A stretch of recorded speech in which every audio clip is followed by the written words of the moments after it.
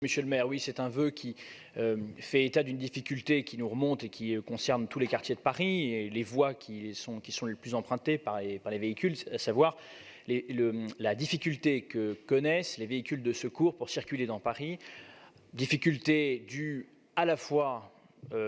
aux nombreux travaux, aux nombreux chantiers sur lesquels je ne vais pas revenir, mais que tout le monde connaît ici,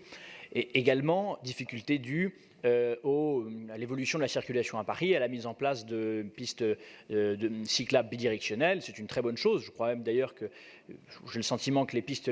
cyclables bidirectionnelles auraient dû être mises en place bien avant 2017-2018, où il y a une accélération soudaine. Vous avez sans doute une promesse de ce point de vue-là à tenir, mais bon, je ne sais pas si vous pourrez la tenir d'ici la fin du mandat. Enfin bon, en tout cas, ces difficultés des véhicules de secours, elles se sont multipliées au cours de ces derniers mois, ce qui fait qu'aujourd'hui, on se retrouve dans une situation assez alarmante pour un certain nombre de secours, puisqu'on a dépassé, dans certains domaines, ces derniers mois, le fameux maximum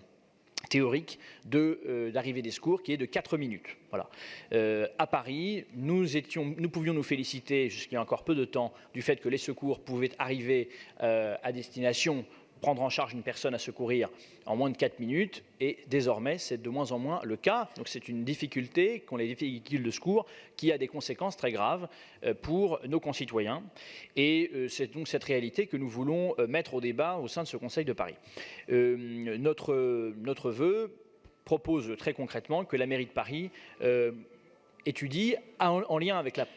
préfecture de police, puisque les pompiers de Paris et évidemment les forces de sécurité sont sous l'autorité du préfet de police, que la mairie de Paris et la préfecture de police se rapprochent pour mettre en place un travail coopératif de manière à ce qu'on puisse garantir la circulation des véhicules de secours.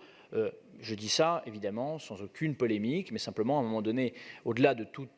les efforts que nous pouvons faire et que nous devons poursuivre dans le domaine de la circulation douce et des mobilités propres, je crois qu'à un moment donné, il faut quand même prendre en compte cette question qui était secondaire il y a encore quelques mois et qui devient, je crois, alarmante depuis quelques temps. Merci. Merci Monsieur Vesperini pour vous répondre.